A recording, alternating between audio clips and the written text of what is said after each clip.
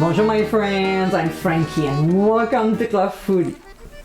September is here and it means that summer is almost over. Kids are back to school, which is not a bad thing, and you are looking at new ways to make dinner fun and delicious. When you're feeding a family, you want something simple, tasty, and plentiful. You want comfort food. In today's episode, I'll show you how to make a recipe that I've been cooking since my 20s. Frankie's Macaroni Casserole. With ground beef, tomatoes, vegetables, and spices, this simple but yet flavorful dish is sure to please everyone. If you want to take it up a notch, just add some cheese on top. So my friends, let's get cooking. First, what we'll do is to crush the tomatoes with our hands. There's no better way. Also, there's something about it that is so relaxing. So when it's done, we'll set aside. Now, in a large saucepan over medium heat, we'll add butter. And when it's melted, we'll add the onions and saute for about 2 minutes or until it just starts to soften. To this, we'll add the celery and cook as well for a couple minutes. Then we'll add our peppers, red, yellow, and orange, and we'll saute them also for 2 minutes. Next, we'll add the mushrooms and stir them in with the other ingredients. I know there's a lot of mushrooms, but they will shrink enormously while cooking. So when they are well blended, we'll season with freshly ground black pepper. Give a quick stir and simply cover. A couple minutes later, we'll uncover, stir the mixture, and let it cook until the mushrooms have reduced to half their size and the liquid at the bottom of the saucepan is almost all evaporated, about 3 to 4 minutes. We'll remove from the heat and transfer the vegetables into a large bowl. Then we'll set aside. We'll return the saucepan back to the stove and add the ground beef, which will cook until no longer pink. Then just before we're done browning the meat, we'll add garlic and saute for 1 minute. We'll remove from the heat and transfer the meat into a colander to drain the fat.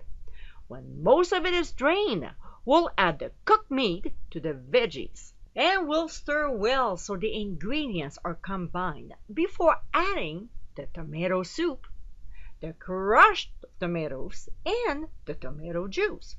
We'll give a quick stir and then continue with the rest of the ingredients, which are brown sugar, dried oregano, dried basil, Italian seasoning, garlic salt, some red chili flakes to taste.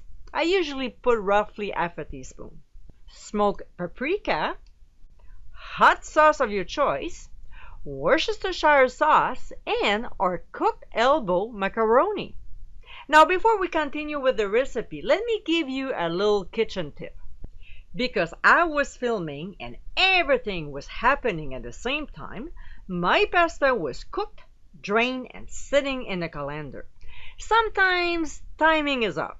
And to avoid your cooked pasta to stick into one big gluey ball of starch, pour a little oil over it, not too much, and gently stir the pasta. So when you're ready to use it, the pasta will be just fine. Alright, back to the recipe. So we'll basically incorporate the noodles with all the ingredients until perfectly blended. Now, this ingredient is optional, but if you want to add some heat to your casserole, add cayenne pepper. Next, we'll transfer the macaroni mixture into a 5.5 quart Dutch oven and level it out with the back of the spoon. Now, it's up to you, but I like to cover the top with processed cheese. I really don't use this kind of cheese often, but this is supposed to be comfort food. So let's make it that way. So either or not you're using cheese, we'll still sprinkle the top with some fresh chopped parsley. We'll transfer the Dutch oven into a 375-degree preheated oven and cook for 30 minutes. When time is up, if you want, you can take it out from the oven. But if you like to brown the cheese nicely, turn the oven on broil and keep a close eye on it because it will take less than 5 minutes. When you're satisfied with the golden color of the cheese, remove from the heat and let it rest for 5 minutes before serving. And my friends, this is our Frankie's Macaroni Casserole. Not only this delicious recipe is easy to make, but the flavors are incredible. It is exactly what comfort food is supposed to be. This casserole is perfect to enjoy any time of the week, and because of its large quantity, the following days is a breeze. Just reheat the leftovers. I hope you give it a try soon, and be sure to visit clubfoodie.com for ingredient amounts and more info. Until next time, my friends, bon appétit!